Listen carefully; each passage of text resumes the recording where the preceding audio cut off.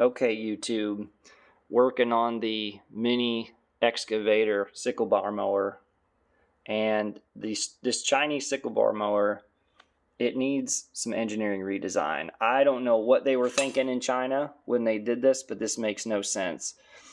If you look at this piece spins like this. Okay, there's a bearing inside of here that allows this to follow that arc of movement, but the bearing spins on the inside, so you're not wearing out this bolt. Okay, there's a bearing right there. Now the way the Chinese designed it, they put this here like that, and then they put this up here, and when that bolt is run up in there and pushes all that together, you essentially lock this outer piece to the bolt that's moving in an arc.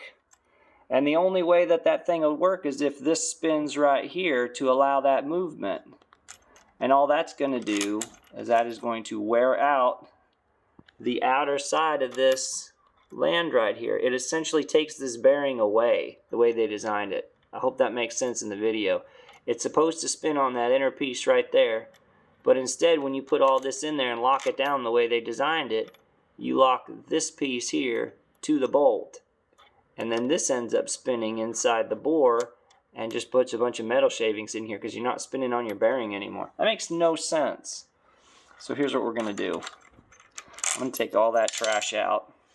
I got a couple of really tiny washers that are just wide enough to fit up against that inner bearing race right there. It's going to go up against that. And we're going to put another one out here like that. And then we're going to run our bolt down on that, and that's going to lock that inner part of the bearing to the bolt, and then actually let this spin around on that bearing that's inside of it like it's supposed to. I hope that makes sense to you.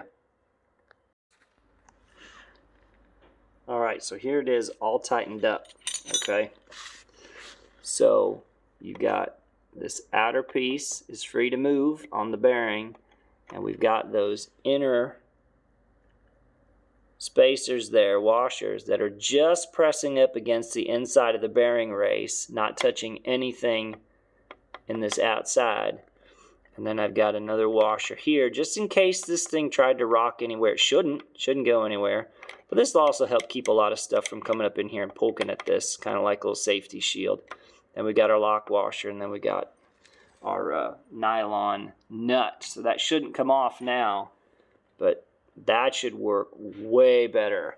When I just had this piece pushing right up against this and it was all locked together, this piece got super hot really fast because this was just in there spinning against this outer piece. Now